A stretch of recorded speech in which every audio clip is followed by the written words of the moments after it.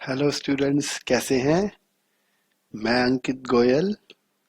और स्टूडेंट्स, आज हम स्टार्ट करेंगे अपना new topic which is matrices and determinant.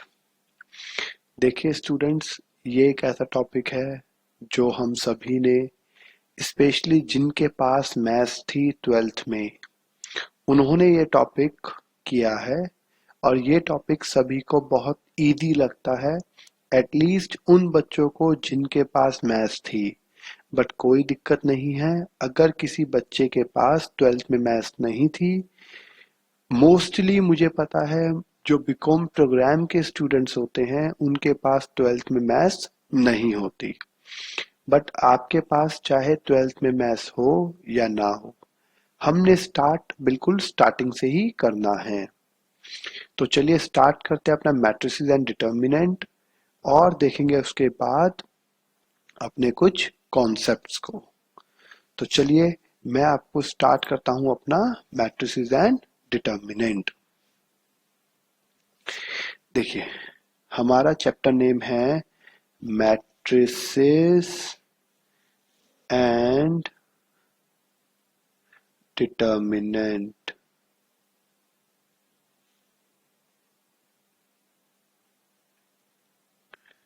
हमारा जो टॉपिक है वो क्या है? Matrices and determinant.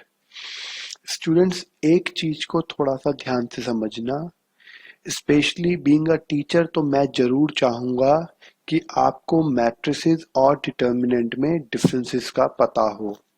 देखिए, मैट्रिसेस के अंदर हमारे पास, अगर मैं बात करूं एम की, मतलब मैट्रिसेस की, तो इसका जो सिंबल होता है वो ब्रैकेट के रूप में होता है। चाहे आप ऐसे ब्रैकेट के रूप में बनाएं, चाहे आप ऐसे ब्रैकेट के रूप में बनाएं, ये जो साइन होगा ये होगा हमारा एम का साइन, मतलब मैट्रिसेस का साइन। ठीक है। और अगर मैं बात करूं डी, मतलब डिटर्मिनेंट की, तो डिटर्मिनेंट का जो साइन होता है वो टू पैरेलल्स लाइन होती है। इसको हम राउंड कर देते हैं, चाहे राउंड करो चाहे स्क्वेयरिंग फॉर्म में लिखो, वो आपकी मर्जी है। बट इसको आपको हमेशा टू पैरेलल लाइंस, या जिसे हम मोड का साइन बोलते हैं, उसी फॉर्म में लिखना होता है। चलिए देखते हैं हम अपने इसके आगे। देखिए, मेरे पास इसके आगे क्या करेंगे। अब पहले हम बात करते हैं अपना मैट्रिसेस की।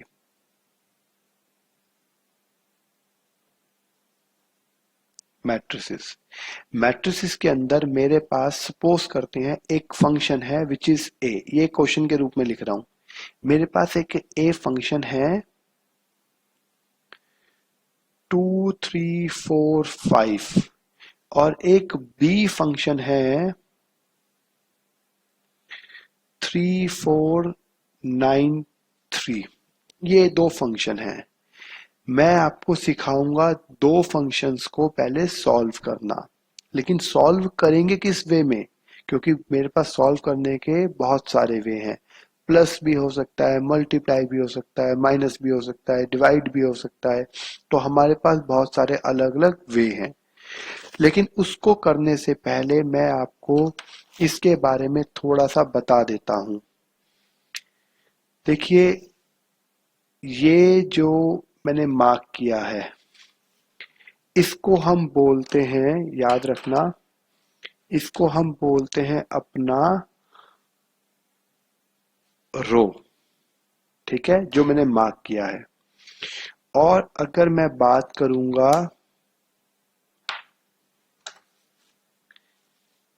इसकी, जिसको मैंने भी सर्कल में प्लॉट किया है, इसको हम बोलते हैं अपना कॉलम। ठीक है।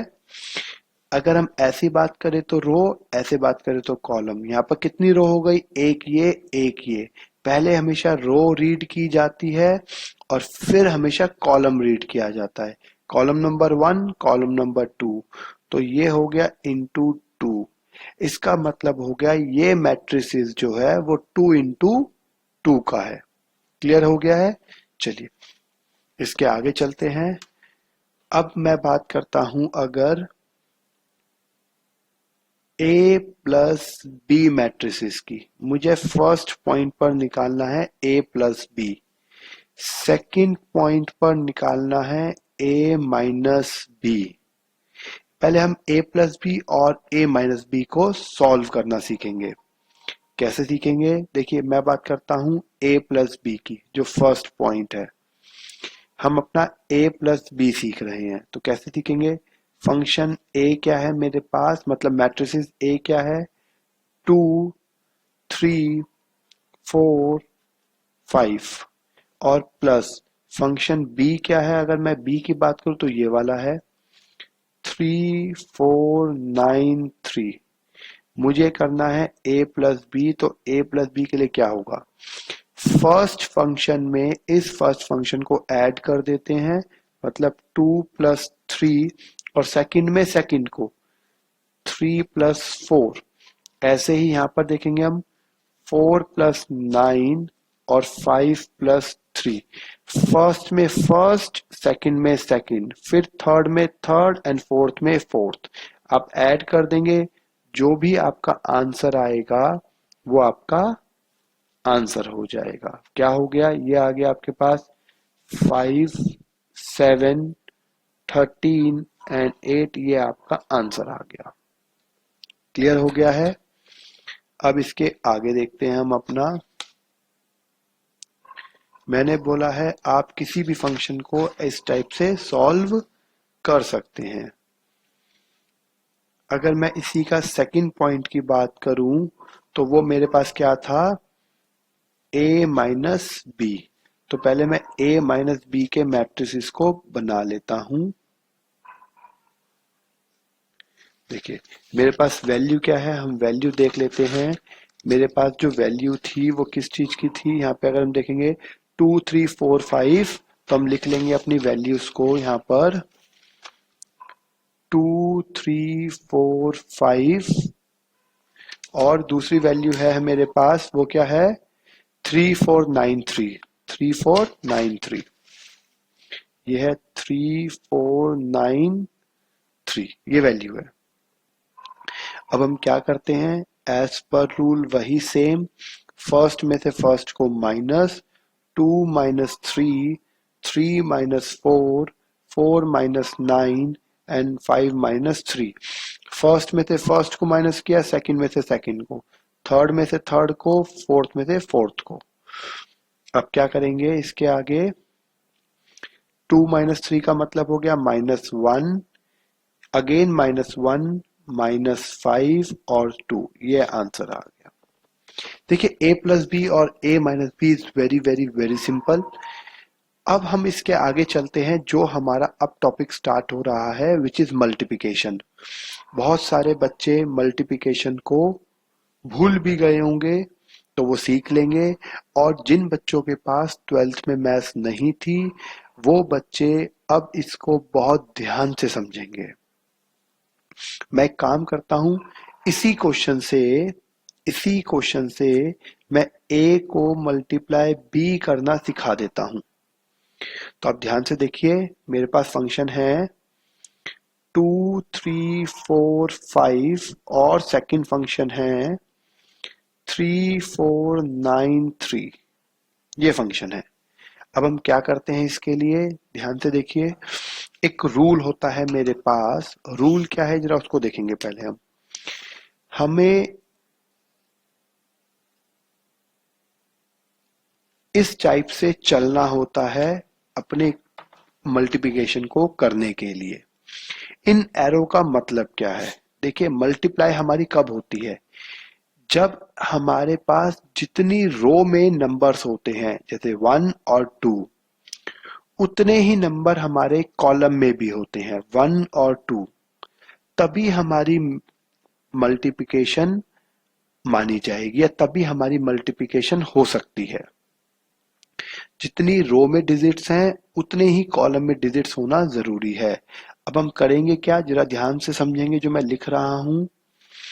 मल्टीप्लिकेशन के टाइम पे स्पेशली फर्स्ट को फर्स्ट से मल्टीप्लाई करते हैं। मैं लिख के बताऊंगा आपको, 2 मल्टीप्लाई बाय 3, फिर प्लस, फिर इस सेकंड को इस सेकंड से, इसीलिए एरो बनाया गया है। फर्स्ट को फर्स्ट से ये हो गया, फिर सेकंड को हम यहां से आगे चले और यहां से नीचे आना है। फर्स्ट को फर्स्ट, सेकंड को सेकंड, 3 इंटू 9। फिर ऐसे ही इस वाले फंक्शन को इन दोनों से करना है, रूल वही रहेगा। 2 को किया मैंने 4 से, प्लस 3 को किया मैंने 3 से। फर्स्ट को फर्स्ट से किया, प्लस सेकंड को सेकंड से किया।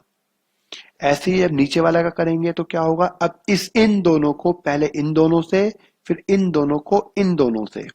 ये हो जाएगा 4 मल्टीप्लाई बाय 3। फर्स्ट को फर्स्ट से किया, प्लस सेकंड को सेकंड से किया, 5 इंटू 9। फिर ऐसे इन दोनों को इन दोनों से करना है, तो आ जाएगा 4 इंटू 4 प्लस 5 इंटू 3। बस हो गई मल्टीप्लिकेशन। क्या हो जाएगा, 6 प्लस 27, यहां हो गया 8 प्लस 9, 12 प्लस 45, और ये हो गया 16 प्लस 15। तो मेरे पास आंसर क्या आ जाएगा, अगर आंसर की बात करूं तो 33, 17, 57 और 31, ये आंसर आ गया। ठीक है, बाकी कैलकुलेशन आप कर ही सकते हैं, कोई इसमें दिक्कत नहीं है। प्लस माइनस की ही आप कैलकुलेशन इसमें अभी करनी है। देखिए, ये जो मैंने आपको बताया है, ये बिल्कुल बेसिक स्टार्ट किया है डिफरेंशिएशन का, बिल्कुल बेसिक। सॉरी, डिफरेंशिएशन बोल दिया है मैंने, मैट्रिसेस का। ये very very very very normal मैंने भी फंक्शन स्टार्ट करे हैं मैट्रिसेस के। अब हम इसमें एक क्वेश्चन करेंगे जिसके अंदर अंदर हम निकालेंगे वैल्यू एक्स वाई जेड की।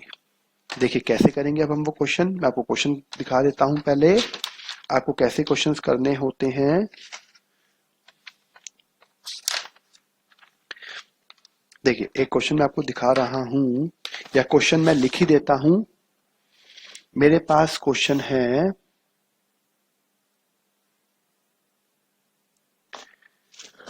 2x minus 3y, z minus w and 3।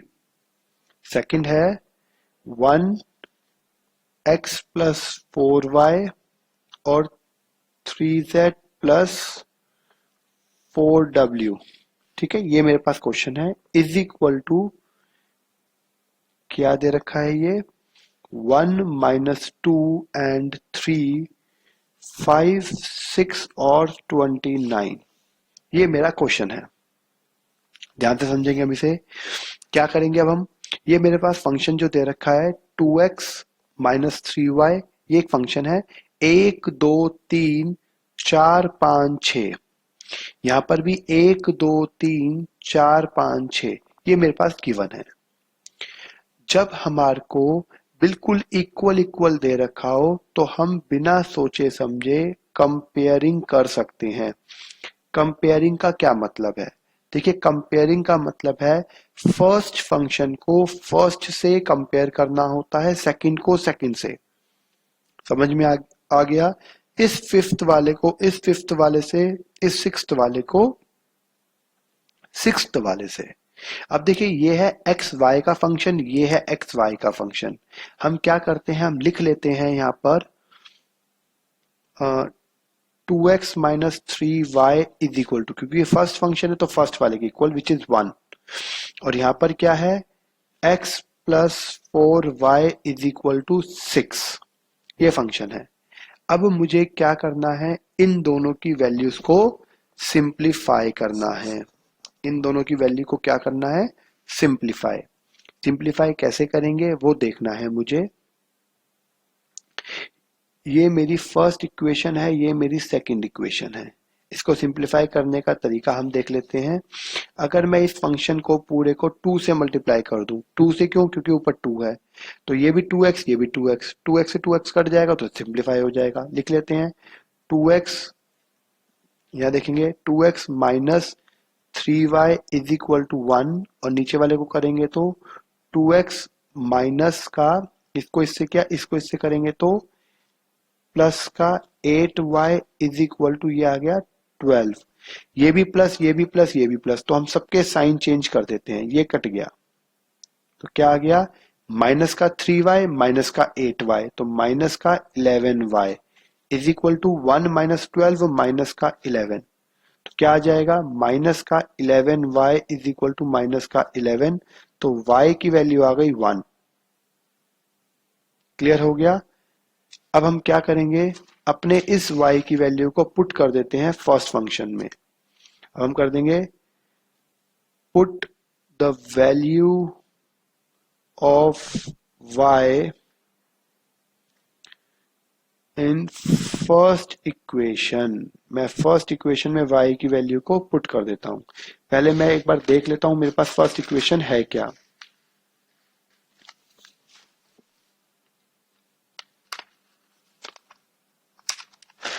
देखिए मेरे पास फर्स्ट इक्वेशन क्या थी, फर्स्ट इक्वेशन थी 2x minus 3y is equal to 1। तो इसमें मैं पुट कर देता हूं 2x minus 3y is equal to 1 थी। अब इसमें वैल्यू पुट कर देता हूं y की वैल्यू विच इज 1। तो 2x minus 3 into 1 is equal to 1, ये इधर चला जाएगा तो 2x is equal to 1 plus 3 मतलब 4। तो x की वैल्यू आ गई 4/2 विच इज 2। ये मेरा आंसर आ गया। क्लियर हो गया यहां तक। इसके आगे चलें। अब देखते हैं हम लोग अपनी थर्ड इक्वेशन को। थर्ड इक्वेशन क्या थी वो हम क्वेश्चन के रूप में देख लेते हैं। मेरे पास है z minus W is equal to minus 2 और ये भी z और w की फॉर्म है। तो यहां लिख लेते हैं हम लोग z minus W is equal to minus 2 which is my third equation. और यहाँ पे लिख लेते हैं हम लोग 3z minus 4w is equal to 29। तो आ गया 3z plus 4w is equal to 29। ये मेरे पास फंक्शन आप देख सकते हैं। ठीक है, अब हम क्या करेंगे, हमें इसकी वैल्यूज को सॉल्व करना है जैसे पहले किया था। अगर मैं इस पूरी इक्वेशन को 3 से मल्टीप्लाई कर दूं उससे क्या होगा, ये हो जाएगा 3x और यहाँ पर 3z हो जाएगा, ये भी 3z हो जाएगा, कट जाएगा। तो कर देते हैं 3z minus 3w is equal to minus का 6 और यहाँ हो जाएगा 3z प्लस का 4w इज इक्वल टू 29। तो क्या हो जाएगा, माइनस माइनस और माइनस, ये तो कट गया।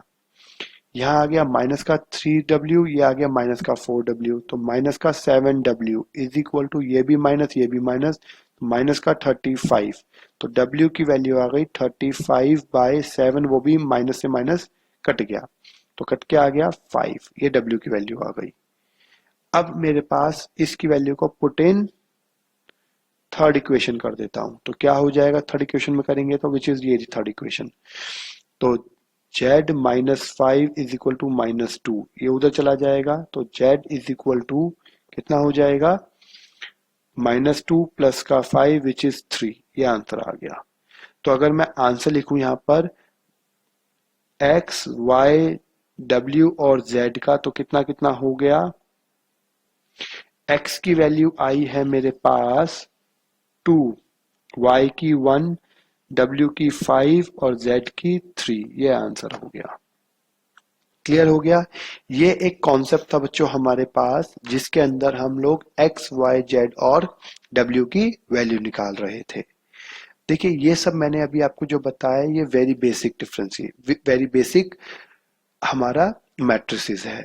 अब हम इसके आगे चलते हैं।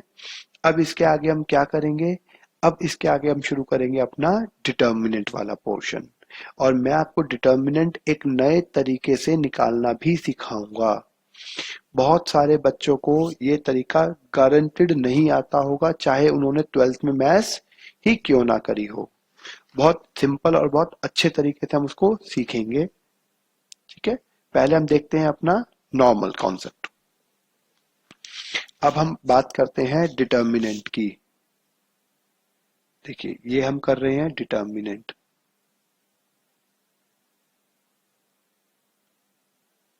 डिटर्मिनेंट की देखिए डिटर्मिनेंट में हम क्या करते हैं जरा देखेंगे।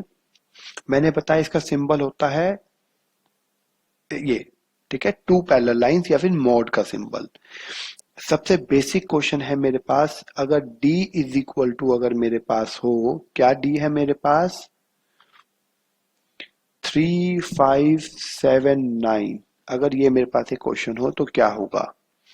देखिए डिटर्मिनेंट को निकालने के लिए सबसे पहले मुझे सीखना है, जब आपके देखो डिटर्मिनेंट में एक तो या तो टू टू का आता है या थ्री थ्री का आता है, मतलब जैसे इसे बोलते हैं टू, समझ में आ गया, ये टू ये टू ये टू ये टू, मतलब टू इंटू टू का बोलते हैं इसे हम, या फिर थ्री इंटू थ्री, अभी जब लिखूंगा तो समझा दूंगा, पहले टू इंटू टू का देखिए।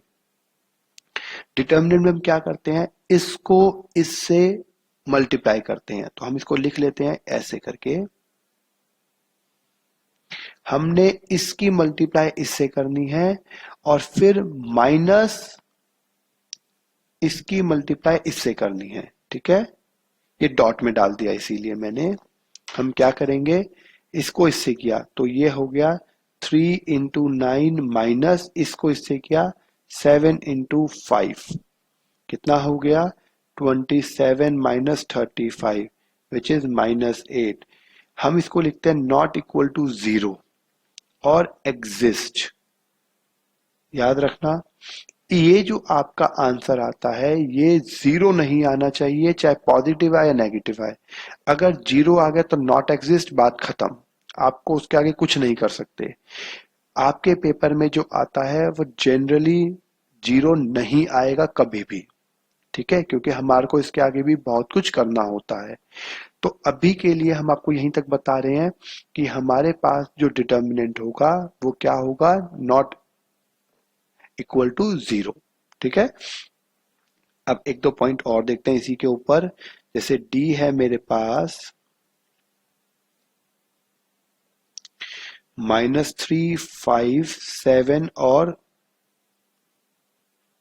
9, ठीक है। मैंने इसी क्वेश्चन को लिखा है और सिर्फ एक माइनस का साइन लगा दिया, तो क्या होगा उसको देखते हैं। अब हम एज पर रूल क्या था, रूल वही था, हमने इसको इससे मल्टीप्लाई करना है और इसके बाद इसको इससे मल्टीप्लाई करना है, ठीक है। याद रखना इसको इससे किया तो -3 × 9 माइनस इसको इससे किया तो 7 × 5। याद रखना जब आप नीचे से ऊपर जाते हैं तो माइनस करते हैं। अब ये हो गया माइनस का 27 और ये हो गया माइनस का ही 35, तो माइनस का 62 which is not equal to 0 exist, ठीक है। अब एक कॉन्सेप्ट मैं आपको और बता रहा हूं वो भी समझिए, जैसे क्वेश्चन डी है मेरे पास, ये है 3, -5, 7 और 9। अब की बार मैंने क्वेश्चन यही लिखा है लेकिन मैंने माइनस का साइन लगा दिया यहां पर। अब क्या होगा उसको देखते हैं।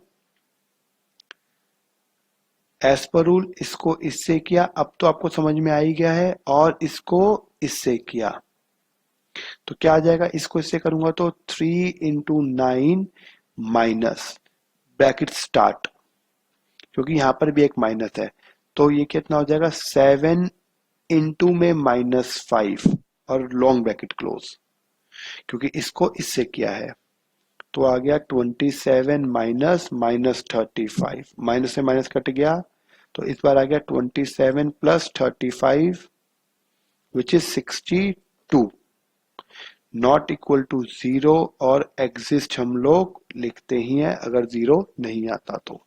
0 आ जाए तो नॉट एग्जिस्ट लिख देते हैं और अगर 0 नहीं आता है तो एग्जिस्ट लिख देते हैं। समझ में आ गया। ये सबसे पहले मैंने आपको बताया है डिफरेंशिएशन का बेसिक कॉन्सेप्ट। अब हम जो डिफरेंशिएशन करने जा रहे हैं वो हमारे पेपर में आती है, वो एक क्वेश्चन का पार्ट है, ठीक है। देखेंगे एक, मैं बार बार आज डिफरेंशिएशन बोल रहा हूं जबकि मुझे डिटर्मिनेंट बोलना है। चलिए कोई बात नहीं, यहां पे देखते हैं मेरे पास क्या है। यहां पे देखेंगे फंक्शन है 3, कुछ भी मान लेता हूं, 3, 1, 2, 4, 7, 8, 5, 1, 6 मान लो कि ये क्वेश्चन है, ठीक है, कोई भी क्वेश्चन मान लिया। अब मुझे इसको सॉल्व करना है यूजिंग डिटर्मिनेंट मेथड। ये हमारा क्वेश्चन है। अगर हम इसको डिटर्मिनेंट मेथड से सॉल्व कर रहे हैं तो करेंगे कैसे? बच्चों रूल थोड़ा ध्यान से देखना। हमारा कैसे करेंगे? सबसे पहले हम लिखते हैं ये वाला फंक्शन। ये वाला फंक्शन ध्यान से देखेंगे। मैंने 3 लिख लिया यहां पर और एक छोटा डिटर्मिनेंट बना लिया। और करते क्या है इसके लिए? हम यहां पे देखेंगे ये वाला जो रो है, ये रो, और ये वाला कॉलम है, ये कॉलम हमारा हट जाता है। मतलब जो भी हम नंबर लिखेंगे उसके सामने की रो और कॉलम हट जाएगी। क्लियर हो गया? ये मेरा रो है और ये मेरी कॉलम है, ये मैंने हटा दी। तो क्या बच गया? 7 8 1 6। मैंने जो भी नंबर लिखना है, मैंने ये 3 लिखा है, उसके सामने की रो हटा दी, ठीक है, और उसके नीचे का कॉलम हटा दिया। क्लियर हो गया? समझ में आ गया? तो क्या बच गया? 7 8 1 6। तो इसको लिख लेते हैं हम लोग 7 8 1 6। क्लियर? अब इसके आगे चलते हैं। बीच में क्या लिखा है मेरे पास? 1। याद रखना बीच में जो मर्जी नंबर लिखा हो, ये वाला जो नंबर है मैं बता देता हूं। जो ये वाला नंबर है हमारे पास, ये वाला जो नंबर है, ये वाला जो नंबर है, यहाँ पे नंबर कुछ भी लिखा हो, यहाँ पर क्या लिखा है? -1 लिखा है। तो बीच वाले का साइन चेंज करना ही करना है। अगर यहाँ पे 1 लिखा है तो मैंने -1 कर दिया। अगर यहाँ पे प्लस का माइनस का 1 लिखा होता तो मैं प्लस का 1 कर देता। उसके बाद स्टेप वही है। अब हम क्या करेंगे? एज पर रूल मैंने बताया है, मैंने ये इसके नीचे वाला कॉलम हटा दिया और इसके ऊपर वाली रो हटा दी। तो देखो क्या बच जाएगा आपके पास। जरा ध्यान से देखेंगे, यहाँ पे मैंने कहा ये रो और ये कॉलम मैंने हटा दी क्योंकि बीच वाला नंबर था, मैंने ये हटा दी। तो मेरे पास क्या बच गया? 4 8 5 6। क्लियर हो गया? ऐसे ही अब हम इसके आगे का लिखेंगे विच इज 2। साइन सिर्फ बीच वाले का चेंज होगा और किसी का नहीं होगा। यहाँ पर क्या है? 2। तो यहाँ पे प्लस का 2 ही रहेगा और छोटा ब्रैकेट लगा देंगे अगेन डिटर्मिनेंट के फॉर्म में। अब इस 2 के नीचे की क्या हट जाएगा? कॉलम, और ये रो हट गई। तो क्या बच गया मेरे पास? बच गया 4 7 5 1। 4 7 5 1। इसके आगे का मैंने आपको सॉल्व करना भी बताया ही है। कैसे करेंगे? याद रखना ये डिटर्मिनेंट ही बनाने हैं, मैट्रिसेस मत बना देना, ठीक है? 3। अब इसके बाद सॉल्व करने के लिए आप ब्रैकेट लगा सकते हैं, फिर कोई दिक्कत नहीं है। अब मैं क्या करता हूं, इसको इससे किया, अब तो हमें समझ में आ भी गया है। इसको इससे किया 7 इंटू 6 मतलब 42, माइनस इसको इससे किया तो आ गया 8। फिर -1 है उसे एज इट इज लिख देते हैं, ब्रैकेट लगा देते हैं। इसको इससे क्या आ गया? 24। इसको इससे क्या? माइनस का 40 और ब्रैकेट क्लोज। फिर प्लस का 2। इसको इससे क्या? 4। इसको इससे क्या? माइनस का 35 और ब्रैकेट क्लोज। 3। इसमें से ये गया तो कितना आ गया? 34 -1, ये आ गया माइनस का 16 प्लस का 2 इंटू में आ गया माइनस का 31। तो इसको इससे क्या? तो 102 प्लस का 16 और माइनस का 62 कितना आ जाएगा? अब ये यहाँ पे अगर हम देखेंगे तो ऐड किया तो कितना आ गया? 118 माइनस 62 कितना आ गया? 8 माइनस 2 मतलब 6, 11 माइनस 6 मतलब 5 which is not equal to 0 exist. ये हमारा आंसर आ गया। क्लियर हो गया है? ये हम सीखते हैं ऐसे डिटर्मिनेंट को, ठीक है? यही कॉन्सेप्ट मैं आपको एक और तरीके से सिखाऊंगा और फिर इसी क्वेश्चन को मैं आपको एक नए तरीके से सिखाऊंगा, वो आपने नहीं सीखा होगा किसी ने भी, ठीक है? चलिए पहले मैं आपको यही क्वेश्चन एक बार दोबारा सिखा रहा हूं। कैसे? डी है मेरे पास, अब की बार यहां पे देखेंगे, क्वेश्चन यही ले रहा हूं मैं समझाने के लिए। क्या है वो देखते हैं। 3 1 2, आगे देखते हैं 4 7 8, इसके आगे है 5 1 6, ठीक है? यही मेरा फंक्शन है इस बारी। अब इसको कैसे सॉल्व करेंगे?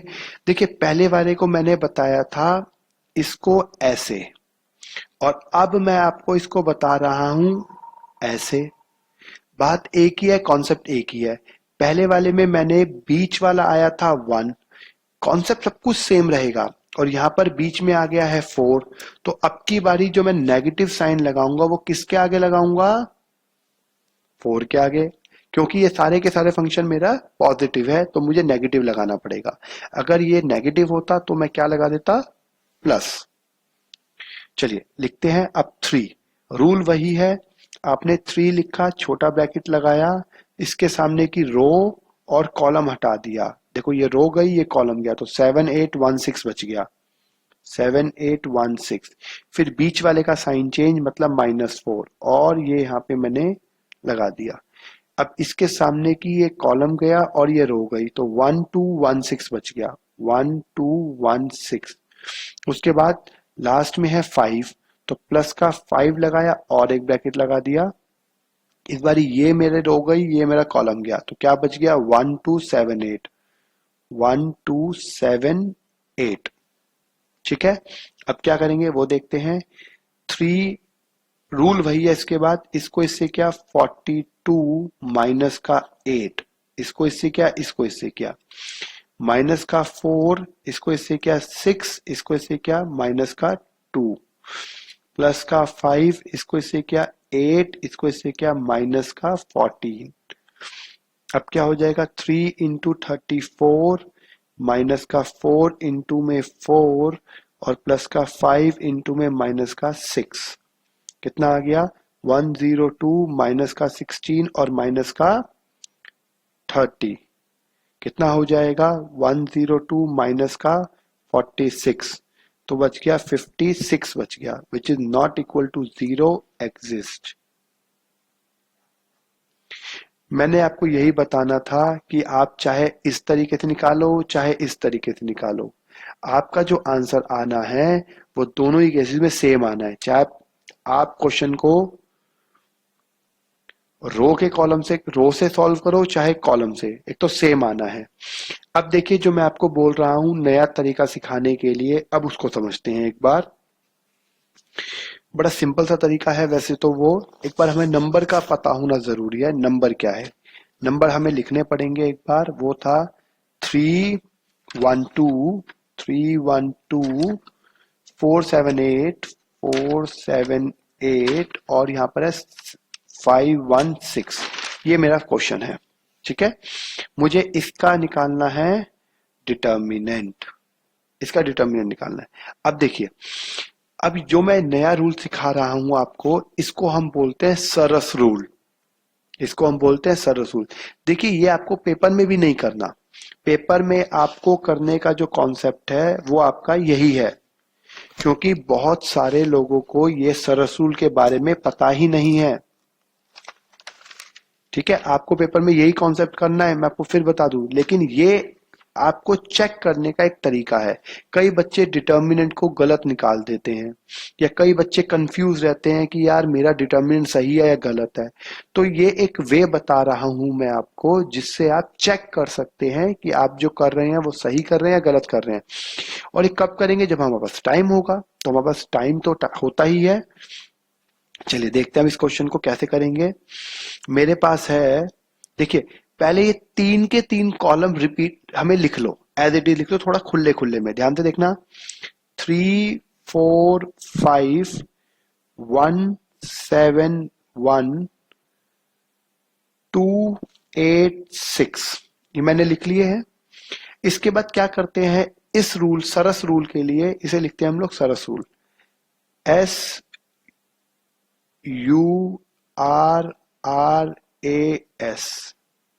ठीक है, सरस रूल अब इसे कह सकते हैं, या इसकी स्पेलिंग SARRUS।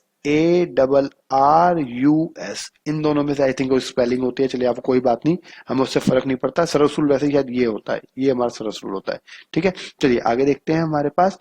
अब हम क्या करेंगे, इन दोनों लाइंस को रिपीट करते हैं, मतलब ये कॉलम और ये कॉलम को ऐसे ही थोड़ा डिस्टेंस में रिपीट कर लेते हैं, जैसे 3 4 5 और 1 7 1। समझ में आ गया? यहां तक मैंने क्या करा है, पहले जो क्वेश्चन था इस क्वेश्चन को मैंने एज इट इज उतार लिया, उसके बाद इन दोनों कॉलम्स को रिपीट कर दिया। अब हमारा रूल कहता क्या है, अब रूल को समझेंगे हम। मैंने ये मल्टीप्लाई, इसकी मल्टीप्लाई करनी है ऐसे, इसको मल्टीप्लाई करा इससे और इसको मल्टीप्लाई किया इससे, ठीक है, मल्टीप्लाई करते चलते हैं डिटर्मिनेंट निकालने के लिए।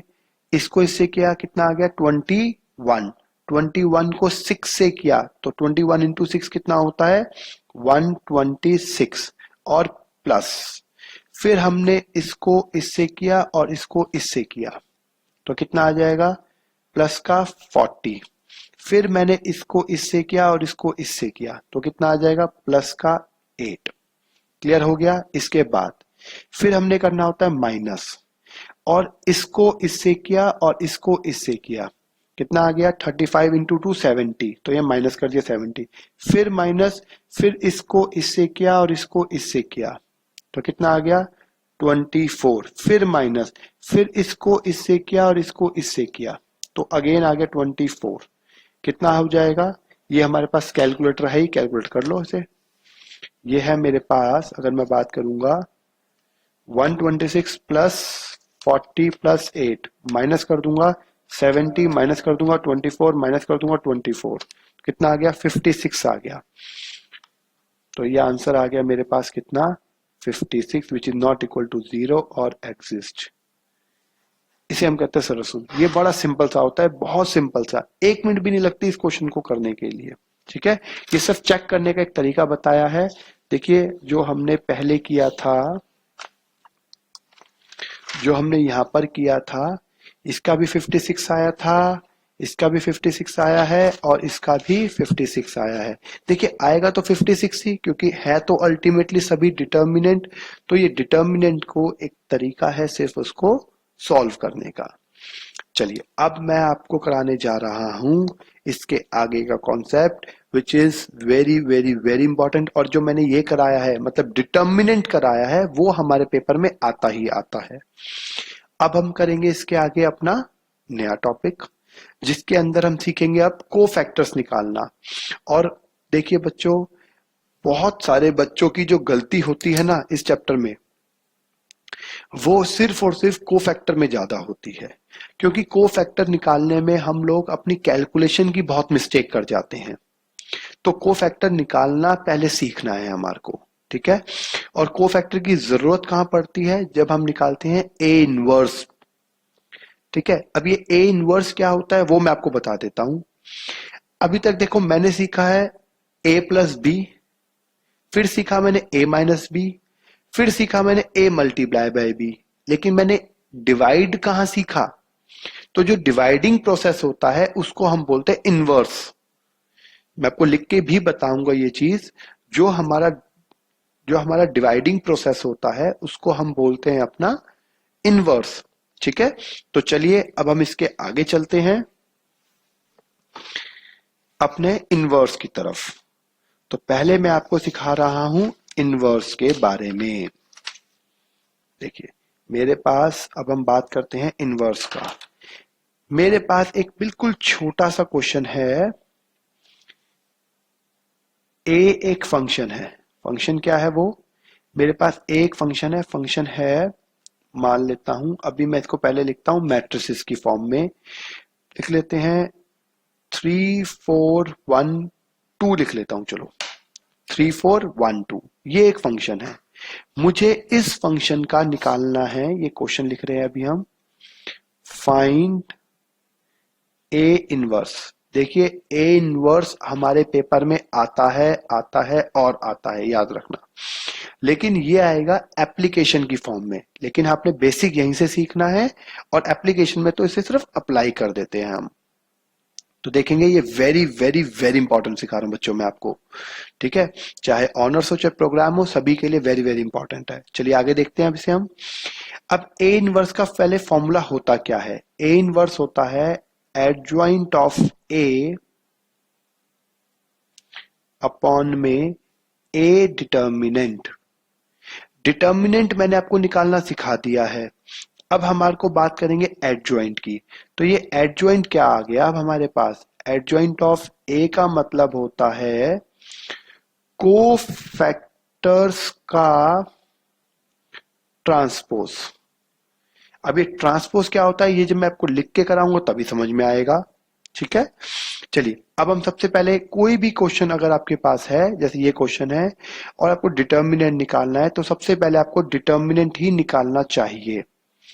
और देखिए बच्चों, आपने फंक्शन को पहले डिटर्मिनेंट फॉर्म में प्लॉट करना बहुत जरूरी है। मैंने बच्चों को देखा है, बहुत बच्चों को देखा है, क्योंकि उनको आता है, आप इतनी प्रैक्टिस कर चुके होते हैं कि आप जल्दी से सीख जाते हैं, टॉपिक भी इजी है। बच्चे यहीं पे सीधा सॉल्व कर देते हैं, इसको इससे क्या 6, इसको इससे क्या 4, सो 6 - 4 2 आंसर आ गया। और वो डिटर्मिनेंट बनाते नहीं है। देखिए टीचर्स बहुत सारी छोटी छोटी चीजों पर नंबर काटता है। आप एक बात बताओ, ये साइन है मैट्रिसेस का, निकाल रहे हैं आप डिटर्मिनेंट और आप डिटर्मिनेंट बना नहीं रहे, तो टीचर को कैसे पता चलेगा आप डिटर्मिनेंट कर रहे हैं? पहले उसकी फॉर्म लिखनी पड़ेगी। तो हम लिखते हैं 3 4 1 2। अब ये साफ साफ पता चल गया कि मुझे डिटर्मिनेंट निकालना है। अब आप चाहे जितनी मर्जी जल्दी करें, आप डायरेक्टली आंसर लिख दें, कोई फर्क नहीं पड़ता। ये आ गया 6 - 4, इसको इससे किया, इसको इससे किया, तो 2 which is not equal to 0 और एग्जिस्ट। डिटर्मिनेंट तो निकल गया। अब मुझे क्या चाहिए? कोफैक्टर्स। अब हम क्या लिखेंगे? कोफैक्टर्स। कोफैक्टर्स कैसे निकालेंगे वो देखते हैं। इसका निकालना है मुझे, इसी का कोफैक्टर्स निकालना है। तो हम लिखते हैं A11 A12 A21 और A22। अब ये क्या लिख क्या रहे हैं और क्यों लिख रहे हैं वो देखना है हमारे को। A11 का मतलब होता है first row and first column. ये हो गया first row first column, first row second column, second row first column, second row second column. अच्छा एक चीज और मैं आपको बता दूं, यहां पर 1 + 1 हो गया 2, तो ये रहता है एज इट इज। लेकिन 1 + 2 हो गया 3, 3 मतलब ऑड नंबर, तो इसके आगे माइनस लगा लेते हैं। ऐसे ही यहां पर हो गया 2 + 1, तो मतलब -3 है क्योंकि, और 2 + 2 मतलब 4, मतलब इवन है तो छोड़ दिया। अब मुझे इससे निकालना है, इससे निकालना है मुझे फर्स्ट रो फर्स्ट कॉलम, मतलब ये वाला फर्स्ट रो फर्स्ट कॉलम। इसके सामने की रो और नीचे का कॉलम हटा दिया। ध्यान से देखेंगे हम इसे, ये और ये हट गया, तो क्या बच गया 2। तो यहां पर आ गया पहला आंसर 2। फिर मुझे निकालना है फर्स्ट रो सेकंड कॉलम। ये फर्स्ट रो है और सेकंड कॉलम है, मतलब 4। इसके सामने की रो और कॉलम हटा दिया, तो क्या बच गया 1, तो ये आ गया 1।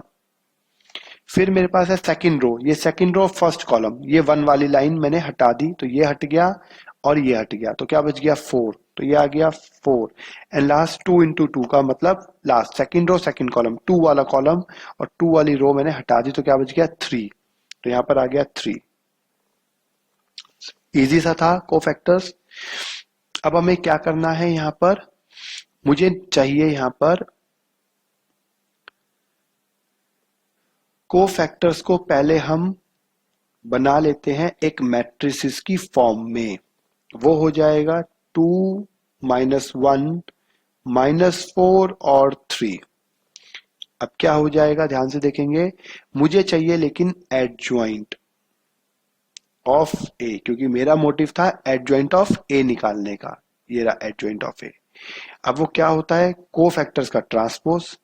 तो चलिए हम क्या करते हैं, एडजॉइंट ऑफ ए निकालने के लिए करते हैं कोफैक्टर्स का ट्रांसपोज।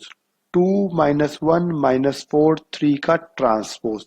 इस ट्रांसपोज का मतलब होता है इस रो को हम कॉलम में लिख लेंगे, बस इतना करना होता है। जैसे ये 2 - 1 है, हम इसको नीचे लिख लेंगे, और ये -4 और 3 को, -4 और 3 को ऐसे लिख लेंगे।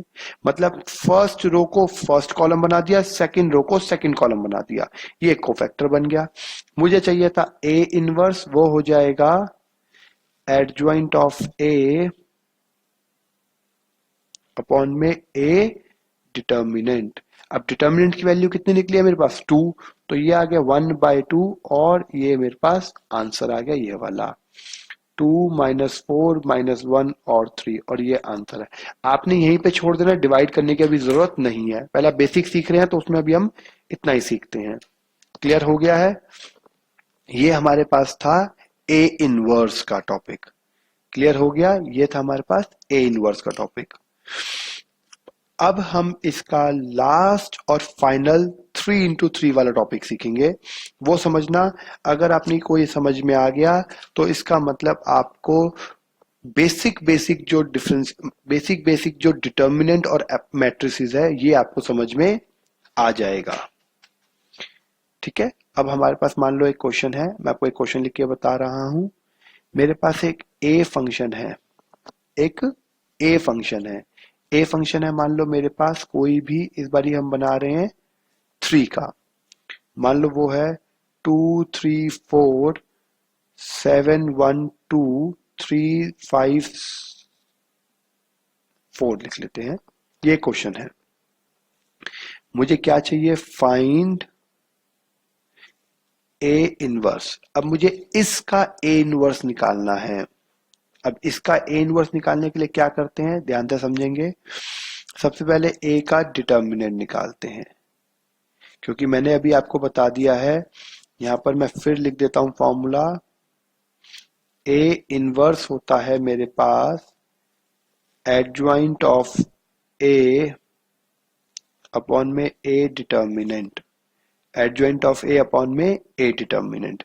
चलिए पहले डिटर्मिनेंट निकालना जरूरी है। 2 3 4 7 1 2 3 5 4। हम क्या करते हैं, इसका डिटर्मिनेंट निकालते हैं। 2 अभी आपको सिखाया था मैंने, 1 2 5 4, ये रो और ये कॉलम हट गई तो ये 4 रो लिखती है। बीच वाले का साइन चेंज तो -3। अब ये रो और ये कॉलम हट गया तो 7 2 3 4। फिर ये और ये हट जाएगा तो क्या आ जाएगा, प्लस का 4, ये लास्ट वाला, और सामने की रो कॉलम हटा दो, ये रो और ये कॉलम हटा दो, तो 7 1 3 5 2। इसको इससे किया 4, इसको इससे किया माइनस का 10, -3, इसको इससे किया 28, इसको इससे किया माइनस का 6, प्लस का 4, इसको इससे किया 35, माइनस का 3। तो आ गया 2 इंटू -6 माइनस 3 इंटू में 22 और प्लस का 4 इंटू में 32।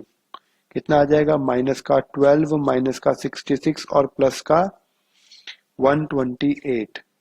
कितना आ गया ये मेरे पास, अगर मैं बात करूंगा तो 128, और इसके आगे है माइनस का 66 और माइनस का 12, तो एग्जैक्ट आ गया 50 आ गया, which is not equal to 0 और एग्जिस्ट। ये हमारे पास आ गया। देखिए इसके बाद मुझे निकालना है कोफैक्टर्स को। कोफैक्टर्स कैसे निकालते हैं? कोफैक्टर निकालने के लिए हम बात करेंगे A11, A12, A13, A21, A22, A23, A31, A32 और A33।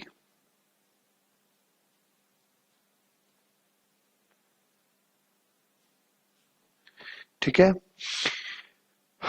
देखिए इसको निकालने के लिए पहले तो ये मेरा नेगेटिव होता है। क्योंकि नेगेटिव क्यों होता है, मैंने आपको बताया था 1 + 1 2, 2 3 4, तो 3 ऑड हो गया, 3 4 5, तो ये भी जो 4 5 6, तो जहां जहां पर मेरे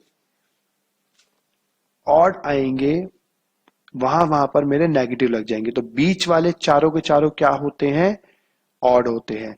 और यही एक रीजन है कि हम जब डिटर्मिनेंट निकालते हैं तो बीच वाले का साइन चेंज करते हैं। जो ये वाला हमने अभी किया है ना, ये वाला जो किया है, ये रीजन यही है कि बीच वाले का साइन चेंज क्यों होता है, क्योंकि ये नंबर मेरा ऑड होता है, चाहे ये वाला हो चाहे ये वाला हो। ऑड होने के कारण ही हमारे साइन चेंज होते हैं। अब समझ में आ गया हम साइन चेंज क्यों करते हैं। चलिए अब इसके आगे देखते हैं। अब मुझे क्या करना है, मुझे निकालना है यहां से आपको कोफैक्टर्स निकालने हैं। मैं एक काम करता हूँ, यहाँ पर एक साइड में छोटा सा ये बना देता हूँ इन नंबर्स को, क्योंकि इसको बना लूंगा तो आप इसको जल्दी से कर पाएंगे। नंबर था 2 3 4 7 1 2 3 5 4। देखिए, इसको करने के लिए हम अपना टाइम ज्यादा वेस्ट नहीं कर सकते। करने को तो मैं इसको बहुत खुला खुला बड़ा बड़ा भी बना के करा सकता हूँ, बहुत एलेबरेट करके भी करा सकता हूँ, लेकिन हमारे पास इतना टाइम नहीं होता पेपर में कि हम बहुत ज्यादा टाइम इसमें वेस्ट करें। तो हम क्या करते हैं, इसको डायरेक्ट सीखेंगे। हम सब कॉलेज के बच्चे हैं, तो हम सब इसी क्वेश्चन को बहुत प्यार से कर सकते हैं, कैलकुलेशन को। देखिए क्या करेंगे, फर्स्ट निकालने के लिए मैंने बताया था फर्स्ट रो और फर्स्ट कॉलम को हटा दो। दोबारा देखेंगे, 1 1, ये वाला 1 1, इस 1 1 का मतलब हो गया 2। तो फर्स्ट रो और फर्स्ट कॉलम हटा दो, तो क्या बच गया, 1 2 5 4। इसको इससे मल्टीप्लाई किया 4, इसको इससे मल्टीप्लाई किया -10, तो 4 -10 -6, तो पहला आंसर आ गया माइनस का 6। क्लियर हो गया। अब सेकंड देखते हैं, 1 2 1 2 मतलब सेकंड। देखो फर्स्ट रो का सेकंड निकाल रहा हूं, तो फर्स्ट रो का सेकंड निकाल रहा हूं। ये पूरी की पूरी रो गई और इसके नीचे वाला कॉलम गया, तो क्या बच गया, इसको इससे किया 28, इसको इससे किया -6, इसको इससे क्या 28, क्योंकि देखो ये रो और ये कॉलम गया। ठीक है, समझ में आ रहा है जो मैं बता रहा हूं, ये और ये मेरा गया।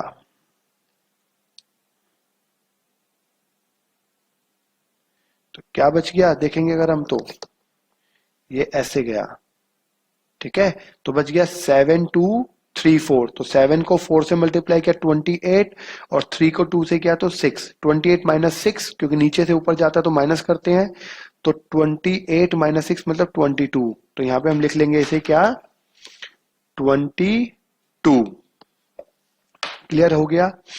ऐसे ही अब हम निकाल रहे हैं थर्ड वाला, तो ये रो और ये कॉलम गया, तो इसको इससे क्या 35 -3, तो आ गया 32। क्लियर हो गया। अब हम आते हैं अपने नेक्स्ट पर। अब हम निकाल रहे हैं फर्स्ट कॉलम का सेकंड पॉइंट, फर्स्ट कॉलम का सेकंड, मतलब ये 7 वाला पार्ट गया और ये वाला पार्ट गया। इसको इससे क्या 12, इसको इससे क्या माइनस का 20, तो 12 -20 मतलब -8, तो और ये -1 लगा हुआ है, तो प्लस का कर देंगे हम इसे 8। फिर नेक्स्ट है मेरे पास ये 1, क्योंकि फर्स्ट सेकंड रो का सेकंड, तो ये 1 वाला गया, ये वाला गया और ये वाला गया। ध्यान से देखिए, ये गया और ये गया, तो क्या बच गया, इसको इससे किया तो 8, इसको इससे किया तो 12। 8 -12 -4, तो यहाँ पे -4 लिख दिया। उसके बाद हम निकाल रहे हैं सेकंड रो का लास्ट, सेकंड रो का लास्ट मतलब ये 2 वाला, ये और ये चला गया, ये और ये चला गया। इसको इससे किया कितना आ गया 10, इसको इससे किया 9, 10 -9 1, तो 1 एज इट इज लिख दिया। इसके बाद क्या है, इसके बाद है मेरे पास लास्ट। अब ये वाला देखिए, फर्स्ट का थर्ड, ये आ गया फर्स्ट का थर्ड 3, 3 के सामने ये चला गया और ये चला गया, तो क्या बच गया, इसको इससे किया 6, इसको इससे किया 4, 6 -4 मतलब 2, तो ये 2 आ गया। उसके बाद ये वाला सेकंड, सेकंड का थर्ड, ये आ गया सेकंड का थर्ड, ये और ये कट गया, तो आ गया 4 -28, 4 इसको इससे क्या 4, इसको इससे क्या 28, तो माइनस का 24, तो -1 यहां पर है तो प्लस का 24 हो गया। एंड लास्ट ये कट गया और ये कट गया, तो आ गया 2 -21, 2 -21 मतलब 9 माइनस का 19। ये मेरे क्या आ गए, इसे कहते हैं कोफैक्टर्स। कोफैक्टर समझ में आ गए। अब हम क्या बना लेते हैं, कोफैक्टर्स का एक मैट्रिसेस बना लेते हैं। क्या आ गया कोफैक्टर का मैट्रिसेस, देखिए ये आ गया -6, -22 और 32। ठीक है, इसके आगे चलते हैं। अब हम आगे क्या है, ये आ गया 8 -4 और माइनस का 1, एंड लास्ट है मेरे पास 224 माइनस का 19, ये आ गया। कोफैक्टर्स ये मेरे पूरे के पूरे बन गए। अब इसके बाद क्या करना है, मुझे कन्वर्ट करना है इसको एडजॉइंट के अंदर।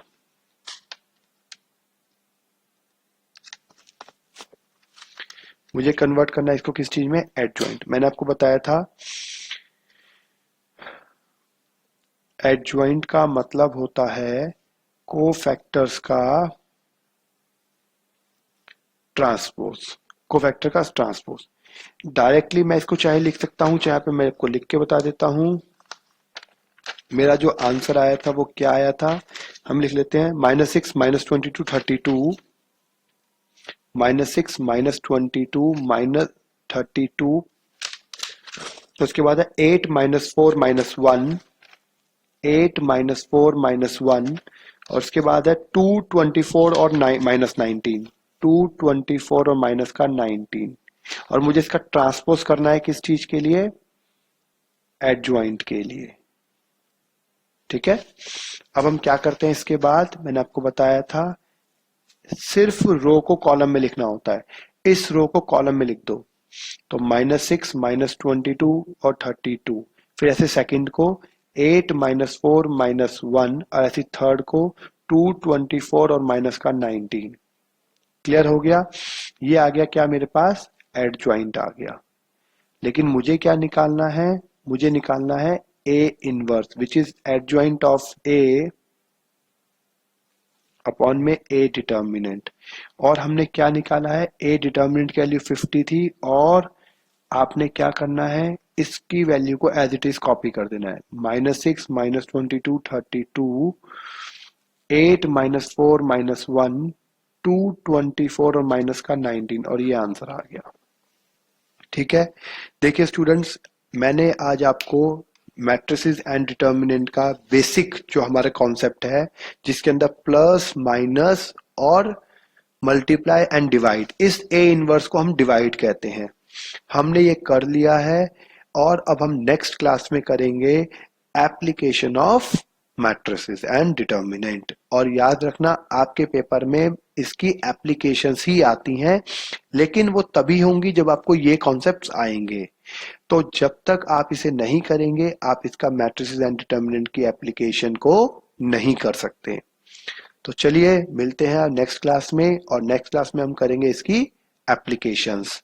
और स्टूडेंट्स याद रखना, पूरी वीडियोस के लिए आपको गगन कपूर क्लासेस की साइट पर आपको रजिस्टर्ड करना होगा। ठीक है।